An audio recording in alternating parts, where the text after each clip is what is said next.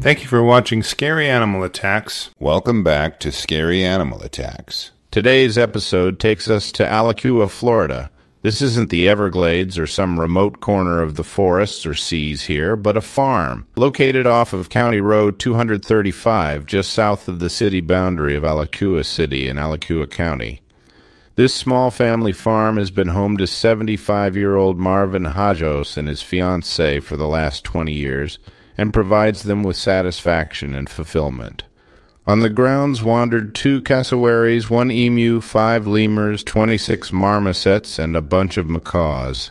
It was a beloved menagerie for Marvin and his fiancée. One of the more enjoyable creatures on the farm is the cassowary bird.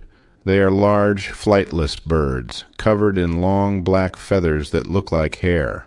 They stand about 6 feet tall, much shorter than ostriches, which can stand between 7 and 9 feet tall but are still very large. They can weigh up to about 130 pounds and live up to 60 years.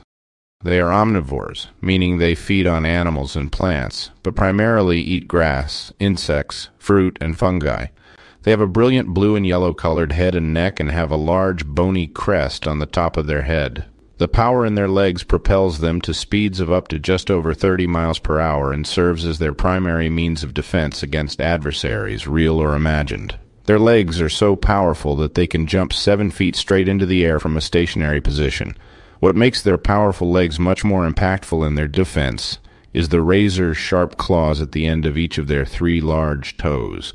The inner claw on each foot is larger than the others. This claw can be up to 4 inches in length, so it acts like a dagger, stabbing deeply into the body or limbs, piercing flesh, and tearing tissues as it is thrust into any animal that aggravates the cassowary. On April 13, 2019, just before 10 a.m., Marvin was inside his cassowary cage, taking care of some long-deferred maintenance. He wasn't very stable as he walked, as he had some health challenges, including a heart problem. There wasn't anyone watching him at the moment of the attack, but somehow Marvin fell to the ground inside the enclosure. For some reason, this stirs the ire of the Cassowaries, and they immediately begin to approach him. The huge birds began to strike him repeatedly with the large claws on their feet. Given that the thrusts were downward, they were extraordinarily powerful, as the full weight of the birds was behind each strike.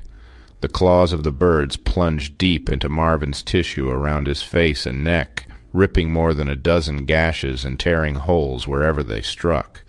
The birds also tore at his arms and legs, but the majority of his injuries were contusions and abrasions to his body.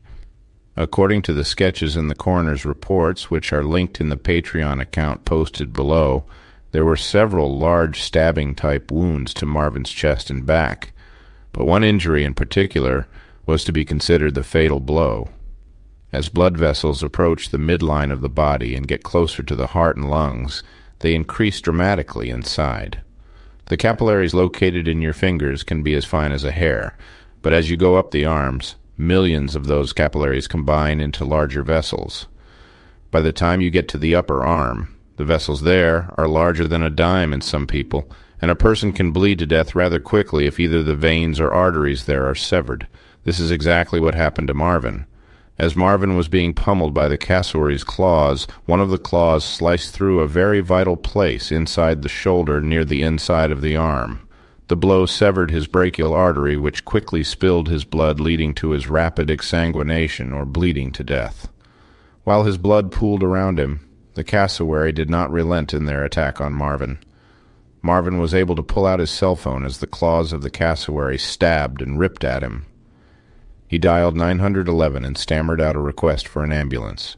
The dispatcher could tell he was weakening and his voice was fading.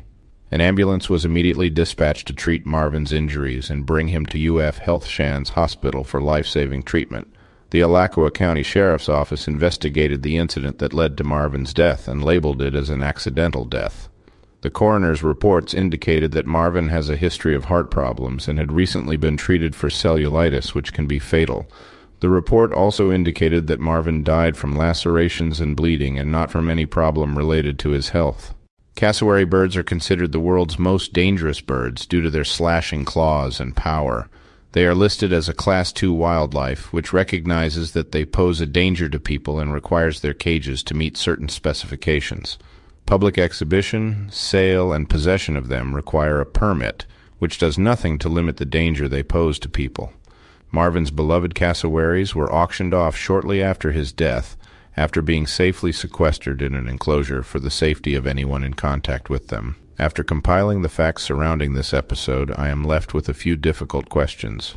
Do you think that the birds attacked Marvin because he fell and this scared them? Do you think they attacked him because he invaded their territory? Would the same result have occurred if it would have been someone who was larger or more mobile than Marvin? Would you like to have a cassowary as a pet? I will enjoy reading your comments, so please post them below, and let's talk about it.